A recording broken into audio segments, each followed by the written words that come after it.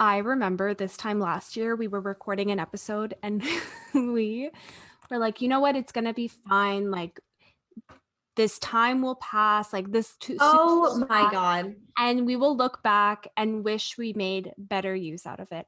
I'm looking back and wondering how the hell we're still in the same position. I totally agree. I think I talked about that in one of our episodes earlier where I was like, oh, can you imagine? Like, you're going to want to have made the best of this time at home, live, laugh, love, like, whatever. And now I'm like, I'm still at home and I still have yet to learn how to make the best of this situation, quote unquote. And I'm never going to have wanted to be back here, but here I am. It is insane that we are still in this situation and that it's not that like we haven't just moved, but things are progressively Yeah. getting worse, like depending on where you are. Yes, absolutely. I actually think it's getting worse in most parts of the world because I just feel like global leadership Sucks right now. is what, sorry? Sucks right now. Like it's shit. Yeah, like they're so unequipped. And in addition to being unequipped, they are so incapable of admitting how unequipped they are Yeah. to handle a worldwide pandemic that they just keep like throwing like random shit as a solution. So they're like, try this. And you're like, can you get it together? Yeah. Like for 4.5 seconds, like can you just like hold on before you tell me a new guideline and then revoke it 4 seconds later? I think it's so hard because I'm on one hand empathetic to everyone that has to deal with this on the front line. Like we are talking about this again, not that we're like frontline workers, not Yeah. that we're healthcare workers of any kind. Yeah. Um, we have the privilege and security of a stable income and had that this entire time. Yeah. But also, I'm coming to terms with the fact that, like, this is not easy for anyone. And I Yeah. have empathy for people who are in positions of leadership because the weight that they have to shoulder on is very heavy. But I Yeah. just feel like all eyes are on any leader, whether it's like the leader of an organization or the leader of a country, on how you're responding to this. I'm really holding back from swearing just because I just feel like I'm going to be dropping F bombs left, right, center. But it's just extremely frustrating to be sitting here twiddling my thumbs and being like, okay, well, I'm just going to wait. I'm going to wait it out. They'll figure it out because Yeah. who's figuring out what? I think that's exactly it. It's like who is figuring out what because actually it feels like no one's figuring out absolutely anything. And I think that's what makes it so difficult because you really are trusting a lot of people to learn from whatever experience that they have or like be able to utilize that in like a more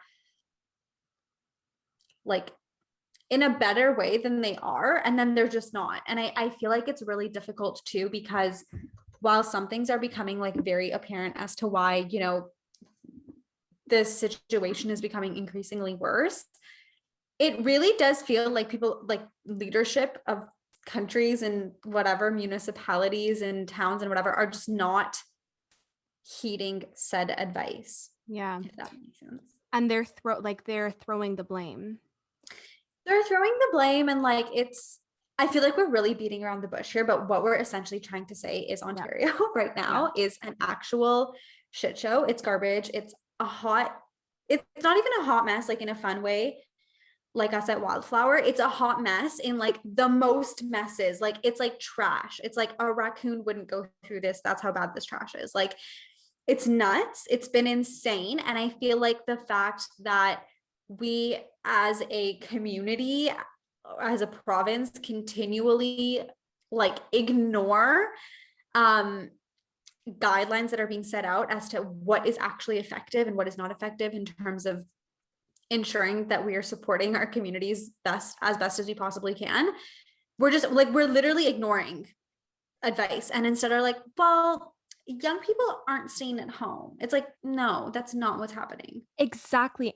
And like to clarify too, like with what you're saying, it's not that like people are ignoring this, although of course you have like Yeah. people who are still like who still think we're living in like a non-pandemic world, but Yeah. it's the provincial government that keeps like offsetting. I don't even know if offsetting is the word, but like is putting off this legitimate advice and Yeah. recommendation on like what we should do, and then we'll backtrack. Like I'm thinking specifically on Yeah. recently they announced that playgrounds are going to be closed, Yeah. Yeah. and then some sort of like healthcare official, I'm not sure who it was like, actually people should get fresh air, playgrounds are And fine, to go out. Yeah. people should go out. It's factories that you should be closing down, it's warehouses Exactly. that you should be closing down, because that's where the majority of the cases are coming from. Exactly. And why are they coming from these factories and these workplaces is because it's unsafe working conditions. They're Yes. very cramped. Oftentimes it's racialized Yes. communities that are working in these lower paying jobs. It's often women working lower paying jobs. And then you go ahead and you're like, yeah, we've decided, thank you for all of this data. We've decided that we're not going to be allowing sick leave, paid sick leave to people, to workers. And I'm just unsure as to what possible, like, what could you possibly need more of to understand that you need to support people and frontline workers Yeah. to be able to do their job better, but then also do it safely. And if 100%. you're unwell, but you also have to support a family, like you need to be able to take that time off so that you don't, one, spread COVID, and two, to people in the community, and two, to your own family. 100%. It's not like I want to like caution on what I'm saying, because it's certainly not an easy thing to just shut everything down. And, there is again like the potential that happened earlier in the year of people going without any pay, people getting temporarily laid off, which is obviously a very hard thing to do, especially in racialized communities where, exactly like you said, like most of the time it's maybe women that are supporting their families, single mothers. It's just that there's not enough support from the government to help these communities in need or help these workers in need. And it's Yeah. extremely frustrating because right now, I was just looking at the news. Doug Ford is playing a blame game with the federal government. Yeah. And that's also not to say that the federal government didn't Is fuck doing a up our stellar vaccine job at rollout. this. Straight up. Like they have really screwed us over in terms of when we get the vaccine, our Yeah. availability in the vaccine. And then we've just like, have you seen that meme where it's like the person, I don't even know how to describe it, but like it's like this woman, she's like pointing down and this like silhouette's like bowing down to her. And it's like, I believe in whatever supremacy. That's us with like the United States. Like we are like bowing down to the United States. Everything that they do, we're like, oh my God, we are so dependent on you. We love you so much.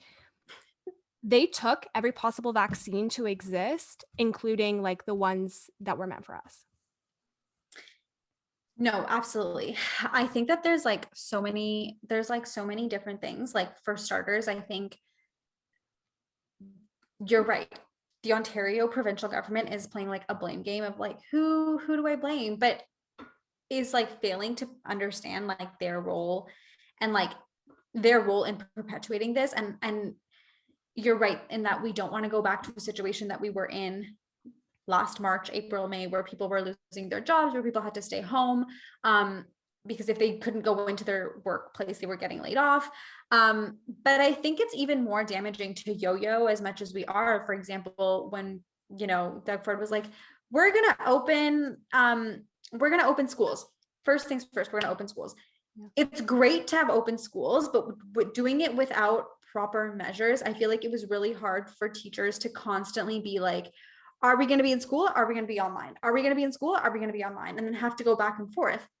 Restaurants that prepared for opening their patio and having seated dining and spent so much money to do that, all of a sudden it was like, you're open. Okay, great. Let me get all of this open so that we can have people outside. Never mind, you're closed. So now all of these restaurants have spent all of their money in being able to host people, and then they have to stop. And so I feel like it's really difficult because I think it's obviously not easy to be like, a one size fits all model, but I don't think that there's anything being done to be like, okay, well then what are the different ways that we can support the different parts of the economy? 100%. And yeah, like I mean, we have like talked about how this vaccine rollout specifically in Canada has just been it's been Garbage. trash. Like It's it's been literally so it's been awful. so bad. It's been so bad. It's been so poorly managed. It's been so like there are no words for what a mess this has been. I feel like it's just been an insane failed attempt at trying to roll out the vaccine, to be honest. But I just think about what we've been talking about so much, and it's like what the vaccine now means in the Yeah. world. And so if you have the vaccine, as in you're in a country that has the vaccine, Yeah. it's like considered like a rich, quote, rich company, country. But people literally run countries as if they are companies.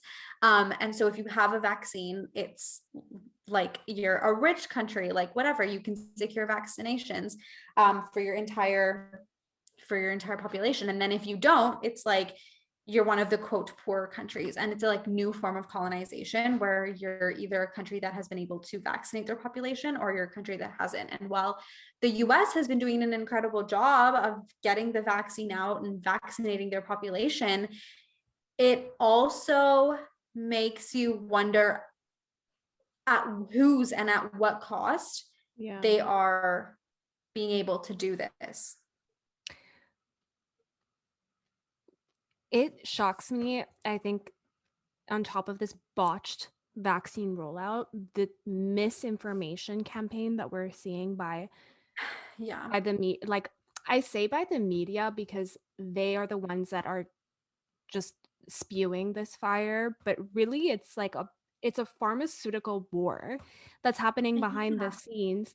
Every vaccine, like it started off with AstraZeneca causing blood clots, and then now it turned into Johnson and Johnson causing blood clots, and it's just a lot. Like it really is. Yeah, no, it really is. And like that's kind of what I was saying when I was like, people do run countries as if they're running companies, because 100%.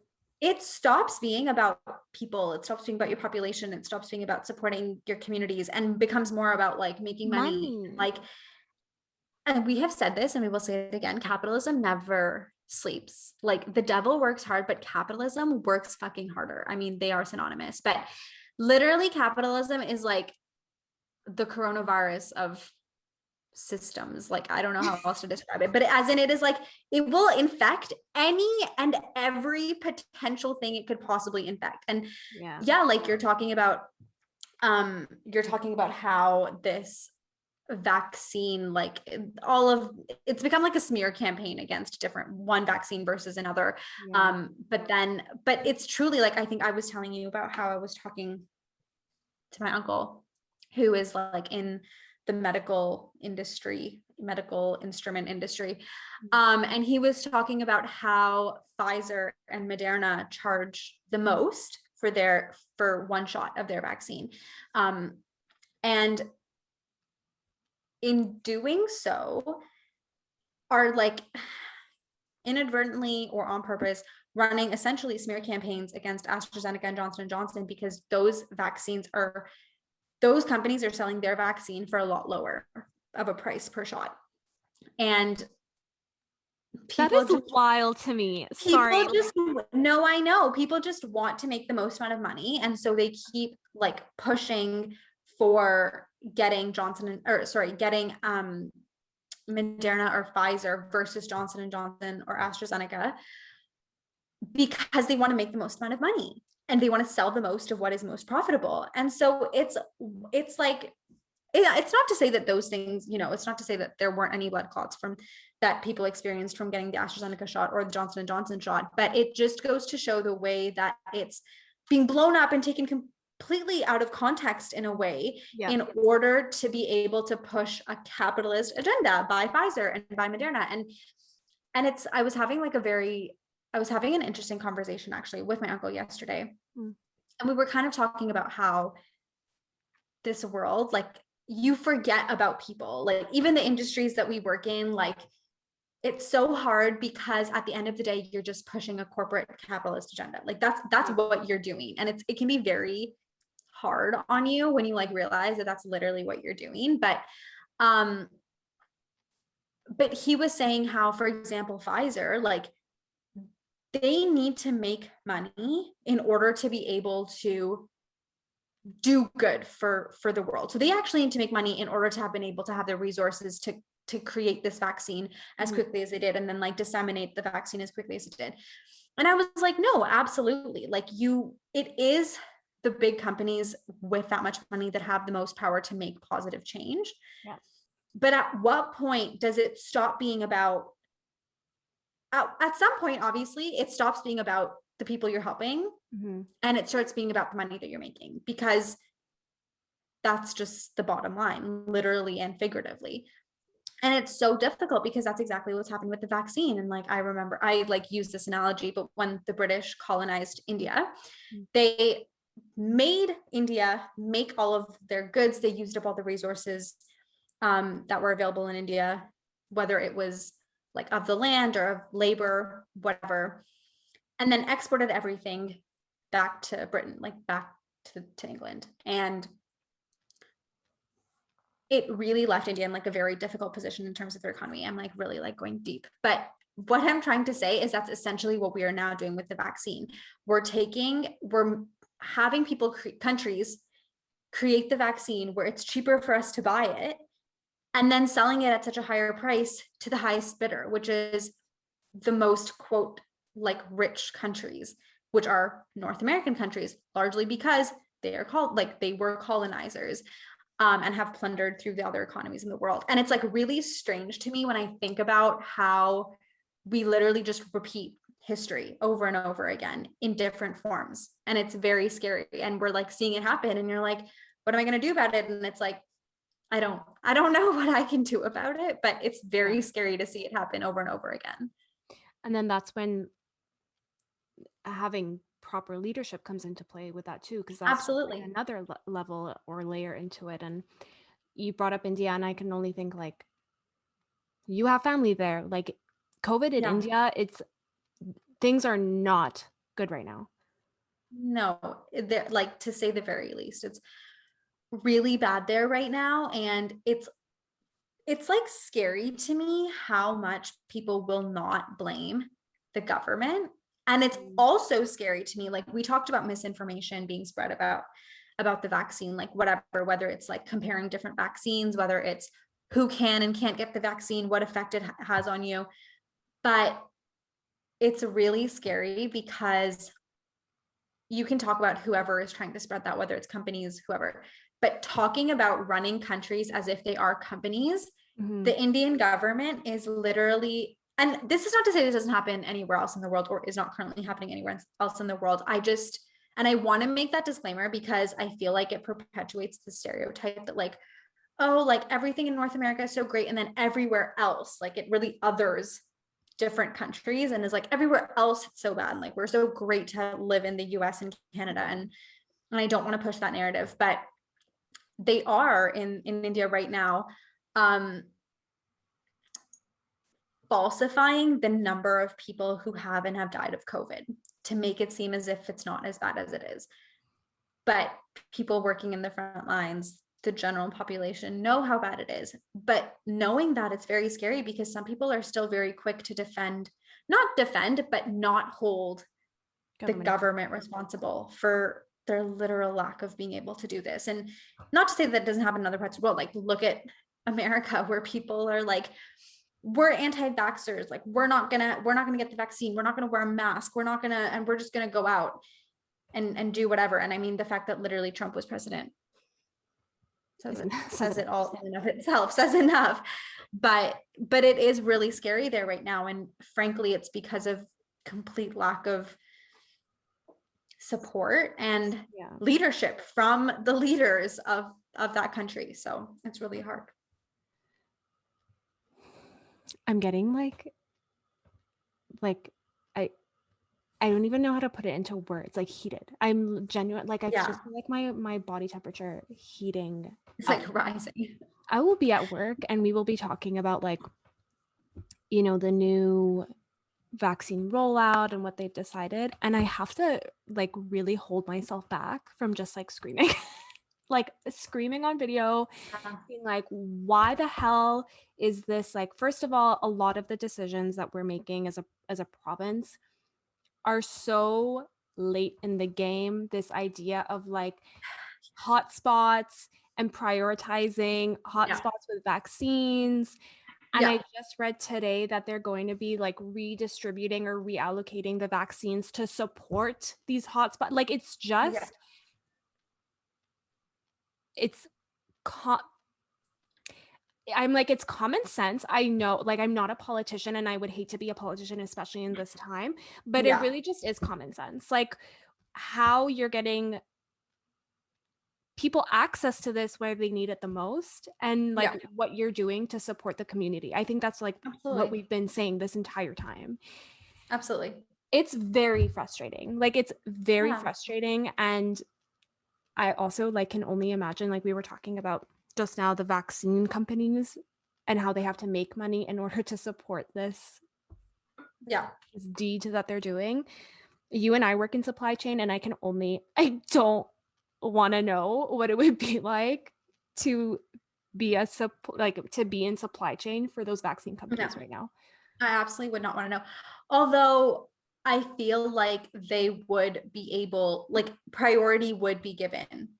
Like I'm just thinking about how supply chain works. And I mean, I haven't done it in like this time, like in a pandemic time.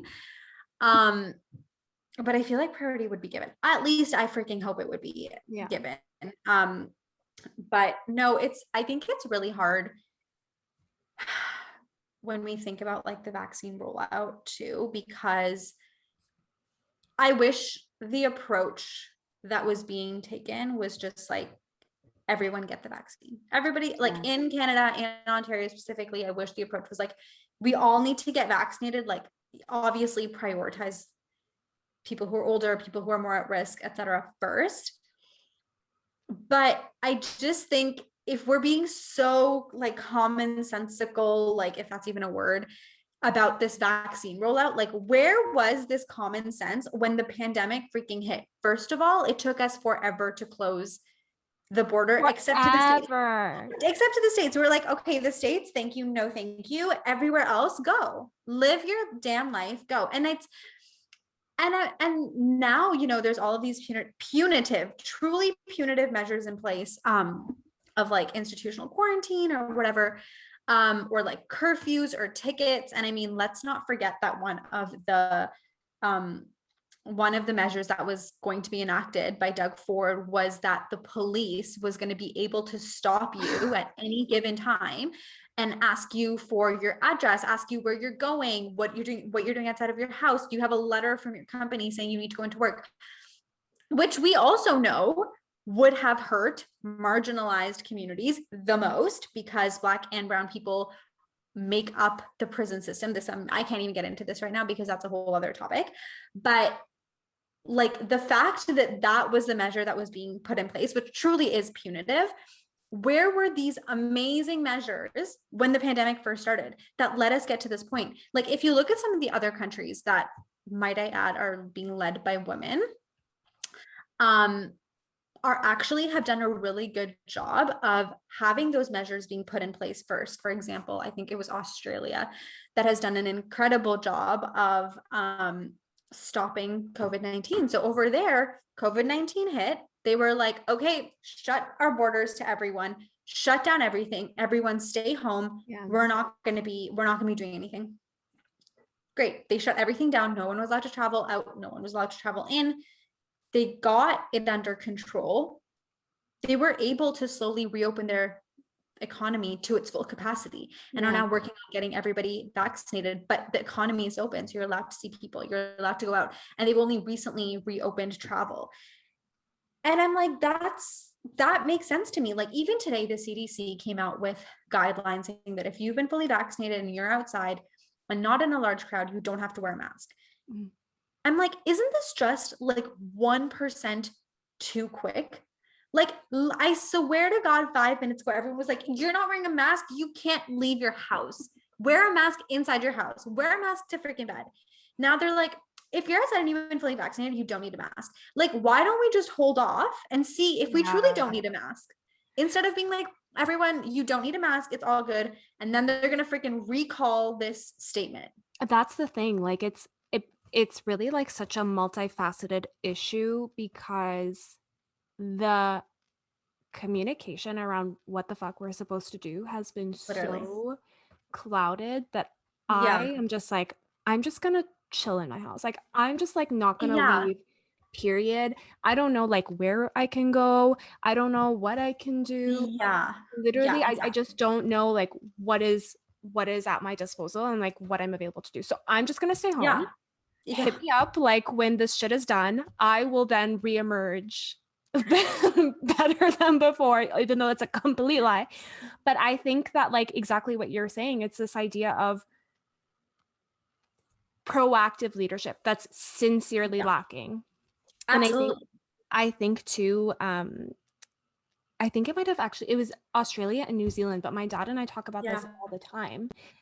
And I think part of the reason why they were able to have such a successful like pandemic response is also because they are so far from everywhere else. But our neighbor is the United States, and we rely so heavily on them for everything that we aren't we're not as a self-sufficient. G7 country, we are not self-sufficient whatsoever. No. And it is shocking to me that we have such a awful pandemic response. Like in the beginning of the pandemic, Canada was praised for the way that they handled it. And now we are at the bottom tier in terms of vaccinations per capita. Do you know that I think I like read this like wild stat. It was something along the lines that like 3 out of every 100 people have been vaccinated, but in the United States it's 12 and in the UK it's 14. I mean, I have nothing to say. Like, I literally have nothing to say. But then, like, I lied because I clearly have so many thoughts. My brain actually was like, It just stopped. There's so many thoughts. I had so much to say.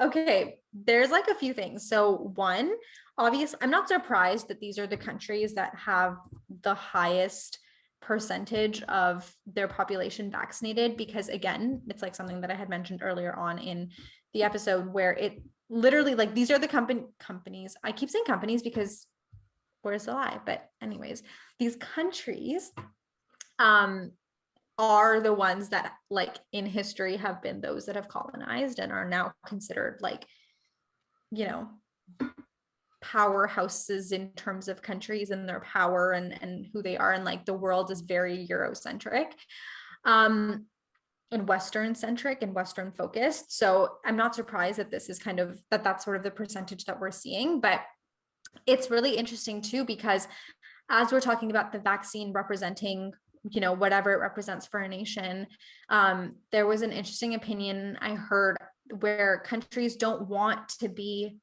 and I'm talking specifically about Canada, like Canada may not want to show that they're doing such an amazing job of vaccinating everybody, blah, blah, blah, because it shows them as like, quote, a colonizer, or as like not a good partner because they are taking up the vaccines that the rest of the world are supposed to have, which I thought was interesting. Like they don't want to show as if they don't want to look as though they are doing such a great job of vaccinating everybody, because it looks like they are taking up all the vaccinations, which essentially is what the US and UK are doing. And they're just like, I don't give a fuck. Like everybody get vaccinated.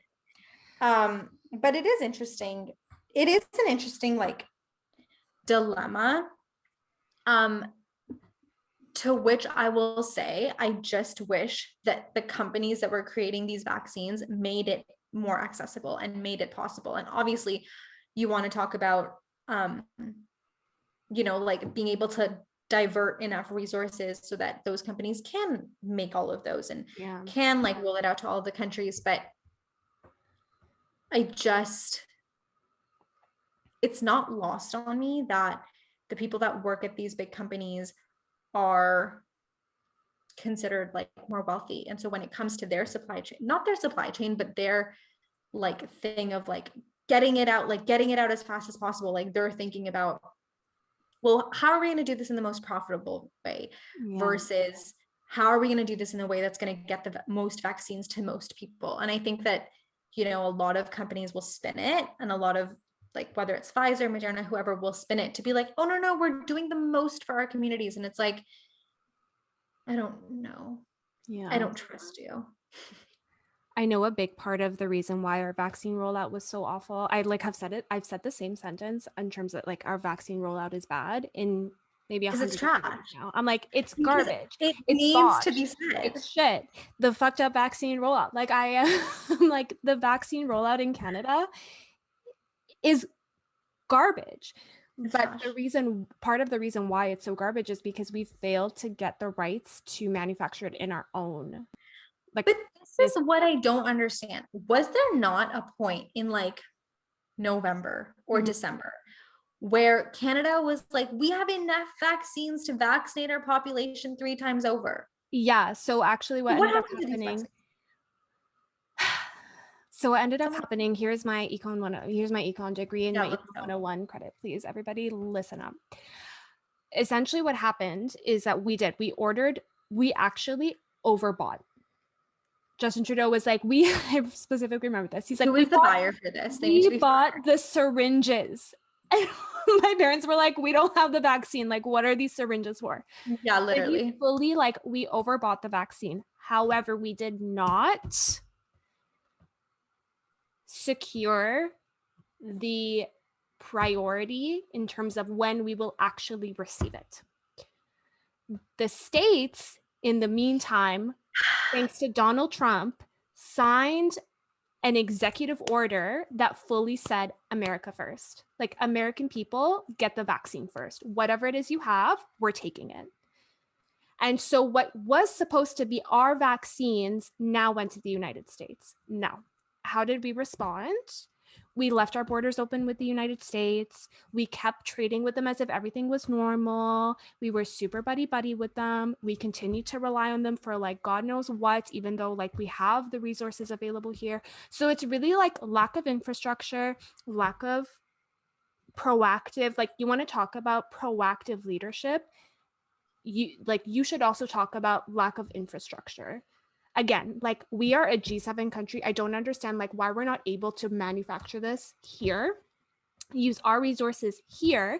Do you know that I'm just gonna like drop these facts that I looked up before this episode. I love it. Do you know that we just asked the US to support us with healthcare workers? I have no words because we ourselves do not support our healthcare workers. That's we as a country are not able to support our frontline healthcare workers. Like what are we looking for? Like we are depleting our own resources and then just like asking for more. So like when we talk about proactive leadership, that's part of it. And like it's also very much like, okay, I sound very anti-US, but truly I just need to understand, Mr. PM, like I just need to understand like why Mr. PM, Justin Trudeau, I need to understand like why we are so just so reliant on them, like why we can't be self-sufficient like countries like New Zealand and Australia, you know. And yeah, another thing too that has just been like in my mind is how Doug Ford has Doug Ford, I'm like, you just need to go. Like, call it a day. Who thought he could run a province? And what balls does he have that he thought, I can do it? Well, why? Like, I'm confused. But this is why, like, I really hope that this is a hard lesson to anyone who wants to hold the system accountable by voting someone who is clearly not fit for the job, that they're not in the job. Like we just saw it with the US with Donald Trump, and we had to go through 4 years of that. You can argue that part of the reason why this pandemic got so out of control is because the United States did not do their due diligence in containing it. So it spilled out everywhere. They pulled out of the World Health Organization. That's capital that the World Health Organization needed. Like, I don't think you can see right now, but Tarini is like ferociously like nodding. I'm like, you know what? It just makes me so mad. And like, it's so frustrating because I've said this like literally 500 times in this episode, but like countries are no longer run as countries and they are run as companies. And I feel like that is the last thing that leadership should be doing, but it is what they're doing. And I feel like a lot of people run on campaigns and platforms that, you know, put people and put their communities at the front, and it's not. And that's not what that's not actually how they govern. I know Nadine and I've talked about this a million times, but like, if you don't vote literally ways, like, what are you saying? Please go vote, unless you can't, which fine, I understand, but vote wherever you can. And like, that's my like spiel on voting, because it's like the most important thing ever. But I just feel like if you want to talk about people who are in charge and how to make positive change, how to make any sort of strides towards making positive change, like, we are so far from that. And I feel like it's just such a devastating state of affairs. And I feel like what this pandemic has done is really highlighted all of the ways in which we are like leaders in power right now are completely inadequate for their job. Yeah. And to run countries, provinces, govern people. But I literally know that this pandemic will pass in however long it takes. And people will literally take what they have learned from this pandemic and throw it out the window. They're gonna be like, fuck, I don't fucking need this anymore. And then we're gonna fucking be in the exact same position. And that's what's so frustrating to me. Like, that, I guess, like, that's why I'm like, yes, I totally agree with everything you're saying, but I just know that we're not going to hold on to this, not you and me, but like people making decisions and how we decide to vote. We're not going to hold on to this knowledge and be like, I remember. We're going to be like, who dat? Let's fucking go again. Let's take two. Round 5, round 25. Like, but to be, there's so many thoughts. First of all, the last time we got this riled up is honestly like when we're dating people and we want to get mad at them and we just like get each other mad. And I have never gotten as mad about something as when I'm talking to Nadine about this, about someone that I'm dating. Bothers us. Yeah. And I'm like, I know you'll get why this bothers me. And we just like soundboard off of each other. And now I'm so pissed. Yeah. We go into like a serious, just like, we just go into there's no stopping spiral. And there's no break. We fully are like, we just keep digging. Nobody will take us up. But the whole, again, proactive leadership, even like, I think I do believe that our government now, because there's apparently no time like the present when people are dying, literally, are realizing the importance of proactive leadership. However, even within that capacity, they're lacking to make decisions. Their decisions suck, and they're actually still reacting. So to put it, like, for example, Doug Ford was like, you know what? I'm going to take, just so we can like cover our asses and make sure we're not in this situation again, I'm going to take money that I could put into communities that really need the support into a vaccination center that's not going to be done until 2025. If we're in a fudging, oh my freaking God, 2025, thank you so much. I'll get it in the next life. Like then it's not like next year will be my year. It's the next life will be it, you know, like, thanks again. Yeah, I did see that. And I was like, why on God's good earth are we reallocating our funds to a vaccine center that will be open in 2025? Why don't we allocate these funds? We need a vaccination center, no doubt. Clearly, if this pandemic has taught us anything, it's that we need a fucking vaccination center. But why don't we just hold off on that, Dougie? Just take 2 whole seconds, okay, my dude? And reallocate this. But also goes back to who is allowed, like when we talk about not having the ability to produce the vaccine ourselves, make the vaccine ourselves. It's like, who is hoarding this intellectual property? The I United bet States. you it's the United States. Yeah, exactly. And so Don't it's lie to really me. It's the difficult. US. It's I the sound US.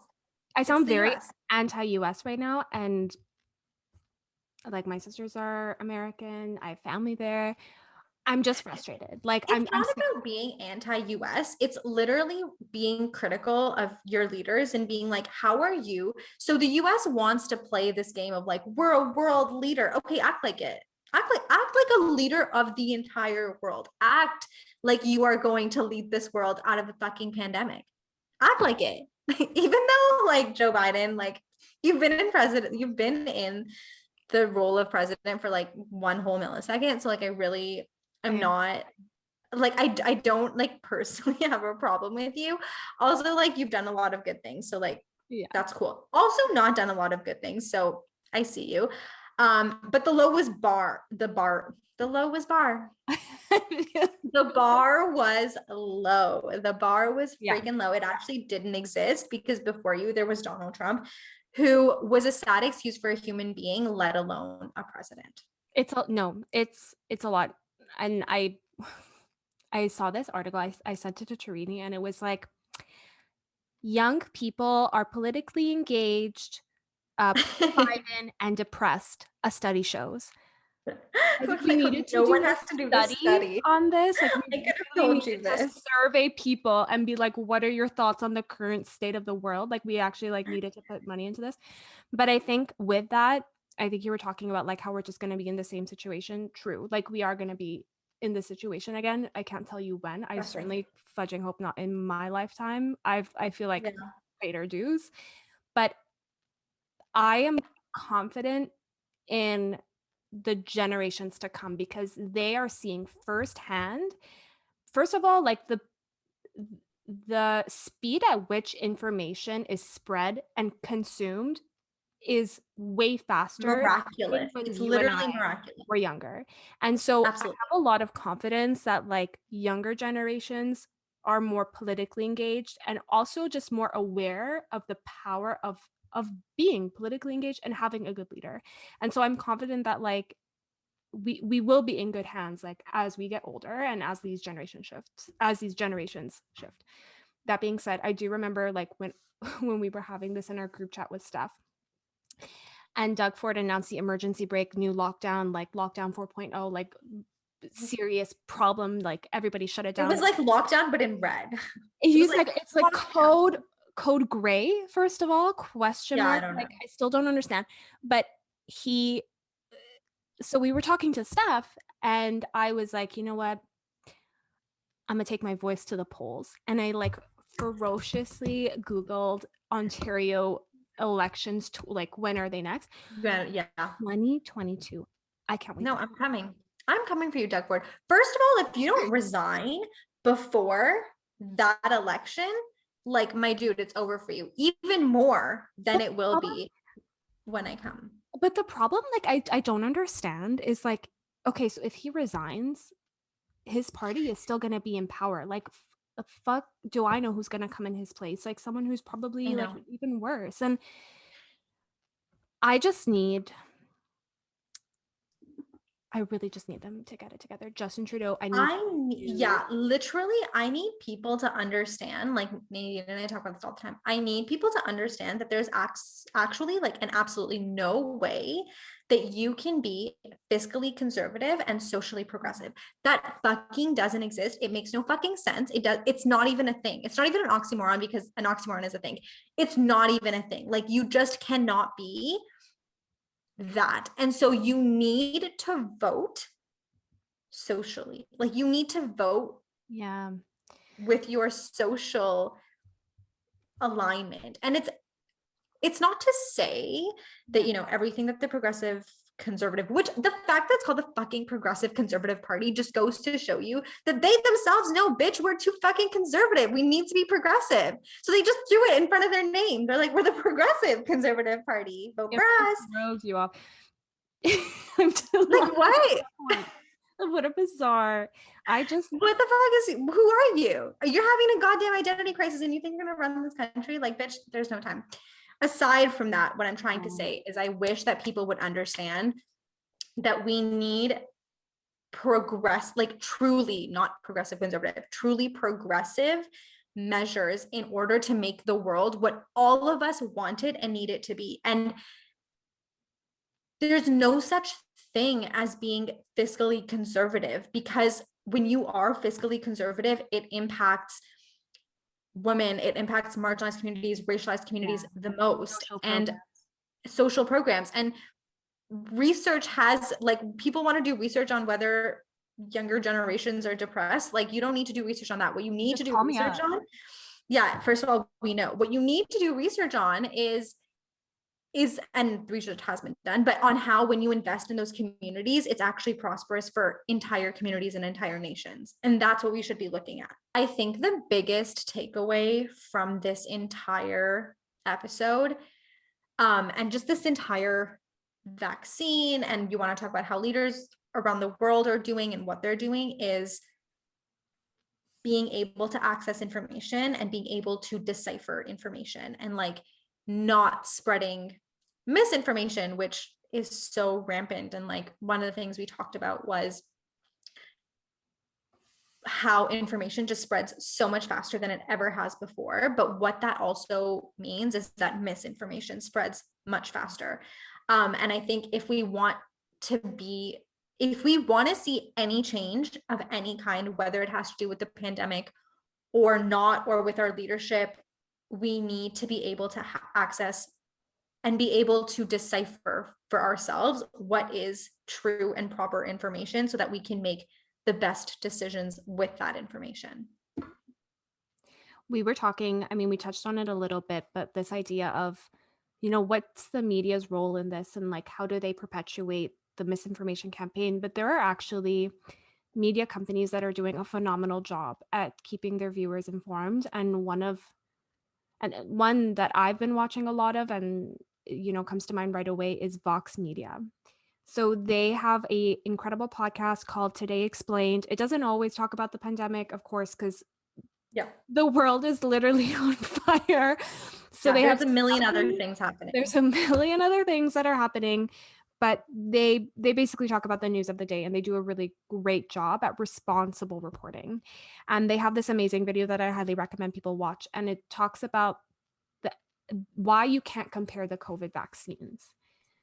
And so when we look at, like, you know, how we can, when we just patiently wait, and hopefully not much longer, but if we're still waiting to get the vaccine, then hopefully this will help, you know, alleviate anyone's worries or concerns that they have with the vaccine that they're getting. And, you know, I just think that, like, the spread of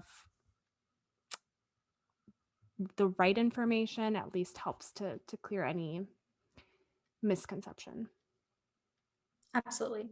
And I think another great way to be able to access good information is, and truly people doing God's good work, is vaccine hunters.